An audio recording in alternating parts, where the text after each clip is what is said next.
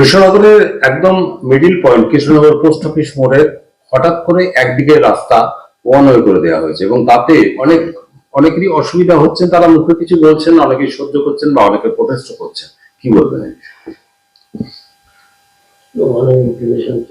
এটা আমাদের একটা যে টু অ্যাভয়েড অ্যাক্সিডেন্ট এবং বিশেষ করে কনজেস্টেড টাউন, সেটার জাম কমানোর জন্য আমাদের ওয়ান ওয়ে ইমপ্লিমেন্টেশন করা চলছে। এটা তারই একটা পার্ট এবং সেটার জন্য আমরা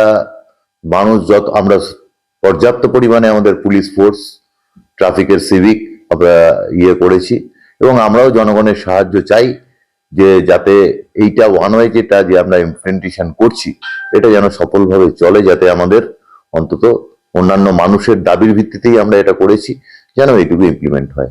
কিন্তু পাশাপাশি দেখা যাচ্ছে যে তাদের মধ্যেই যেখান থেকে ঠিক শুরু হয়েছে ওয়ান ওয়ে সেখানেই রয়েছে Krishnanagar post office, head post office, এবং সেই হেড পোস্ট অফিসের যারা কর্মরত এবং যারা ভেতরে কোয়ার্টারে থাকে তারা বেরোতে ঢুকতে গেলে বারংবার তাদেরকে আটকানো হচ্ছে এবং পথ ঘুরিয়ে দেওয়া হচ্ছে। এই বিষয়টা কি বলবো? ভেতরে বিএসএনএল দপ্তর এবং পাসপোর্ট দপ্তর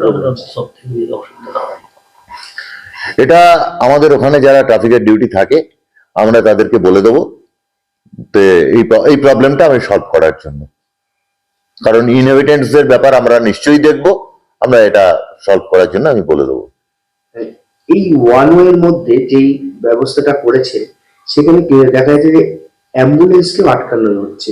অ্যাম্বুলেন্স যেহেতু ইমার্জেন্সি সার্ভিস, অ্যাম্বুলেন্স কি দেখুন, অ্যাম্বুলেন্স আটকানোর ব্যাপারটা কিন্তু একদমই নয়। অ্যাম্বুলেন্স সব জায়গাতেই আপনারা জানেন যে অ্যাম্বুলেন্স অগ্রাধিকার পায়। অ্যাম্বুলেন্সে যদি পেশেন্ট নিয়ে যায়, হুটার যদি সে বাজায়, আমরা যদি বুঝতে পারি যে হ্যাঁ তার মধ্যে পেশেন্ট আছে, this is an emergency service, আমি আপনার অভিযোগটা শুনলাম এবং আমি আমার যারা অন ডিউটি পুলিশ পার্সোনাল আছেন আমি তাদেরকে ডাইরেকশন দিয়ে দেবো যে যেন অ্যাম্বুলেন্স আটকানো না হয়। যদিও হয়ে থাকে তাহলে আমি সেটা মানে করে দেবো যে যাতে আমি আমার টিআই সাহেবও আমার সঙ্গে আছেন, আমার টিআই সাহেবকেও আমি বলে দিচ্ছি।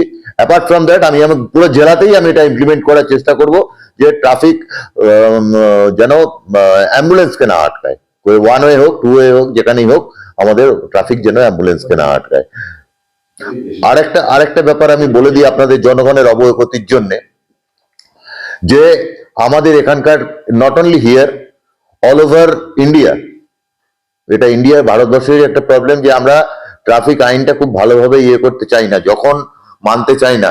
যখন আপনার ট্রাফিক সিগনালে ট্রাফিক গাড়ি দাঁড়াচ্ছে তখন কিন্তু দিস ইজ দ্য প্রসিডিওর, লাইট লেফট ফ্ল্যাঙ্কটা ফাঁকা রাখা, একদম ওখানে কোনো কিছু থাকবে না, যাতে সেখান দিয়ে এমার্জেন্সি সার্ভিসের গাড়িগুলো, অ্যাম্বুলেন্স, ফায়ার ব্রিগেড, এইটা যেন বেরিয়ে যেতে পারে।